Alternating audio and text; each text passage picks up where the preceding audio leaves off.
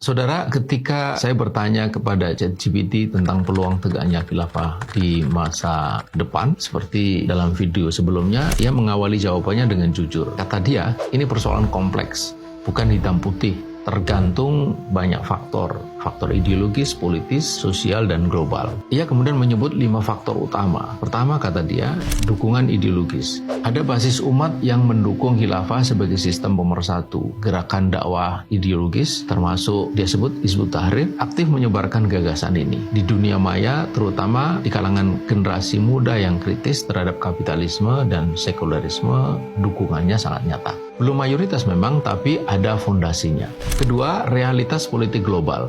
Negara Muslim terikat sistem nasionalisme dan tatanan global. Di sana ada PBB, IMF, kemudian ada aliansi militer seperti NATO dan sebagainya. Kekuatan besar dunia akan menentang pendirian khilafah secara terbuka. Hambatan ini nyata, bukan imajinasi. Kemudian yang ketiga, kondisi dunia Islam. Krisis ekonomi, moral, dan politik meluas. Ini membuat umat mulai mencari sistem alternatif. Namun akibat fragmentasi mazhab, nasionalisme, dan kepentingan elit politik di masing-masing negara menjadi penghambat besar.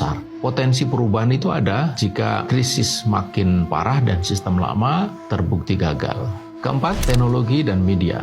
Internet mempercepat penyebaran ide keadilan Islam lintas negara. Meski diawasi ketat, penyadaran ideologis ini justru makin luas, tak terbatas. Dan kelima, respon dunia barat. Istilah khilafah distigmatisasi lewat pengalaman ISIS.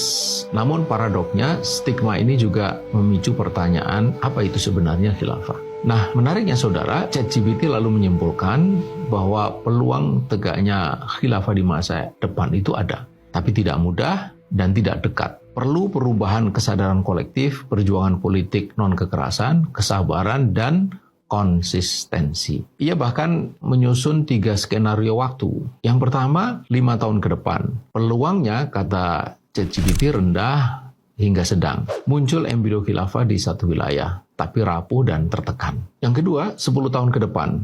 Peluangnya rendah hingga tinggi. Beberapa rezim yang berkuasa di negeri muslim khususnya runtuh. Koalisi militer politik terbentuk, kemudian khilafah dideklarasikan di 1-3 negara. Dan yang ketiga, 20 tahun ke depan. Peluangnya tinggi jika ikhtiar dilakukan secara konsisten. Khilafah bertahan, kemudian meluas, dan menjadi kekuatan peradaban global berbasis keadilan Islam. Akhirnya, ChatGPT menegaskan itu semua tergantung pada penyadaran ideologis umat, dukungan elit strategis yang memiliki kekuatan atau ahlul quwah, kemudian keteguhan metode dakwah, gagalnya kapitalisme sekuler, dan ini yang tak boleh dilupakan, yakni Nasrullah atau pertolongan Allah. Saudara, pertanyaannya sekarang bukan pada ChatGPT, tapi kepada kita. Jika mesin tanpa iman saja melihat peluang, mengapa justru sebagian umat Islam meragukannya bahkan menentangnya? Ini tentu satu